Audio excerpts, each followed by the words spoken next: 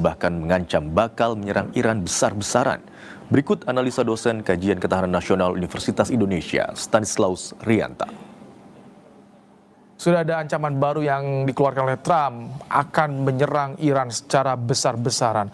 Apakah ini betul-betul akan direalisasikan atau hanya gertakan semata menurut Anda? Ya, kalau kita melihat karakternya Trump kan beberapa kali ketika pada babak sebelumnya itu kan dia sering kali menggertak tetapi tidak direalisasikan. Tapi ini kan yang menarik adalah DPR Amerika kan menyetujui anggarannya sekitar 1.700 triliun ya. Ini kan amunisi baru buat Trump. Jadi ketika Trump menjalankan gertakannya itu dia sudah didukung dengan infrastruktur dan anggaran yang cukup baik gitu loh. Jadi Trump bisa saja memang kali ini melakukan betul kegertakannya itu karena itu berarti didukung oleh masyarakatnya. Karena ada kepentingan juga Trump ketika nanti harus menghadapi pemilu ketika dia kelihatan lemah di mata dunia, di mata masyarakatnya, itu cukup berbahaya bagi nanti pemilu Tapi kali ini Trump harus menunjukkan bahwa Amerika itu masih kuat. Karena kalau tidak cukup berbahaya. Nah, dalam perang kemarin, yang beberapa bulan kemarin, ini kan Amerika tidak menang, Iran juga tidak kalah. Gitu. Sementara dana yang dikeluarkan sudah lebih banyak, sekitar 500 atau 600 triliun gitu. Ini kan cukup banyak. Tentu masyarakat butuh pertanggungjawaban gitu loh.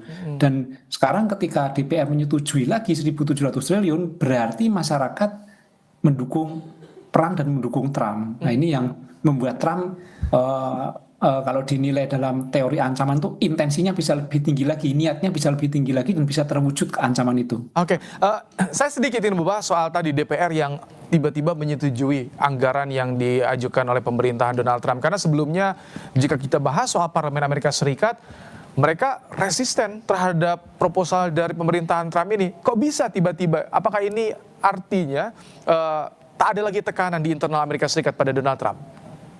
Ya pasti ada mekanisme politik yang dijalankan oleh Trump supaya anggaran ini berjalan, dan ini mekanisme politik ya itu di semua negara pasti ada, di Indonesia pun juga seperti itu bisa terjadi kan.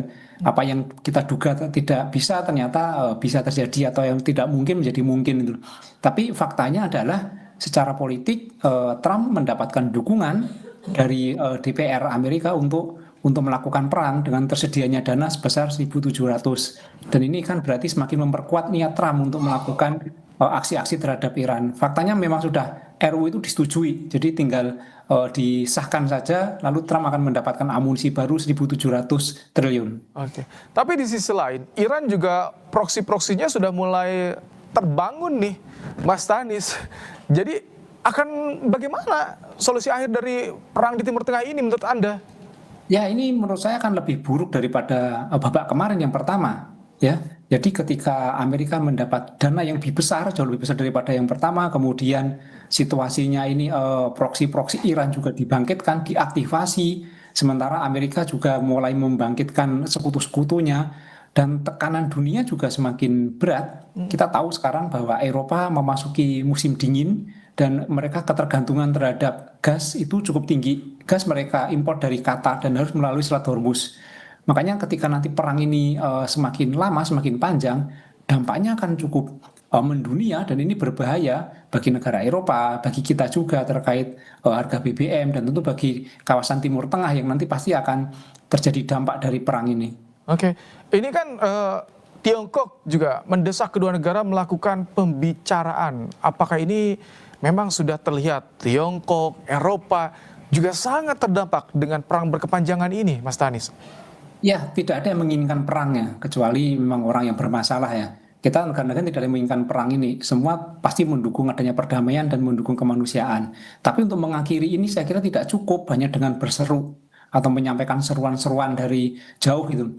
Saya kira negara-negara harus bersatu kemudian memberikan tekanan, dan kita sudah lihat bahwa beberapa negara sudah menjalankan fungsi sebagai mediator seperti Pakistan, Qatar. Kita perlu menambah harusnya ini perlu ditambah negara-negara ini supaya lebih besar sebagai mediator. Mungkin peran dari Cina, Rusia, Turki, negara-negara Eropa yang lain, misalnya dia bisa membuat semacam organisasi untuk mendukung perdamaian di Timur Tengah, saya kira Amerika akan mendapat tekanan dan akan sedikit melunak jika banyak negara yang mendukung. Nah, tapi mungkin nggak sih jika Rusia dan juga Tiongkok ikut turun menjadi mediator mendamaikan? Karena ini yang masalahnya distrust nih, Iran dan juga Amerika Serikat ini.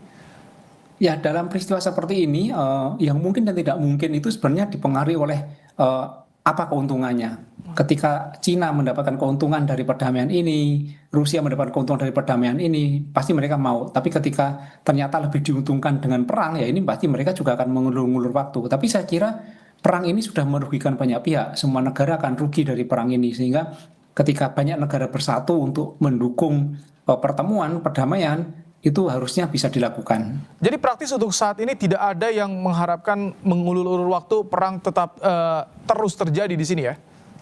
Ya kecuali Israel mungkin karena dia punya kepentingan ya. Dia punya kepentingan bahwa dia tidak ingin ada yang lebih kuat daripada Israel di Timur Tengah. Jadi dia tentu berharap bahwa Amerika terus melakukan tekanan terhadap Iran.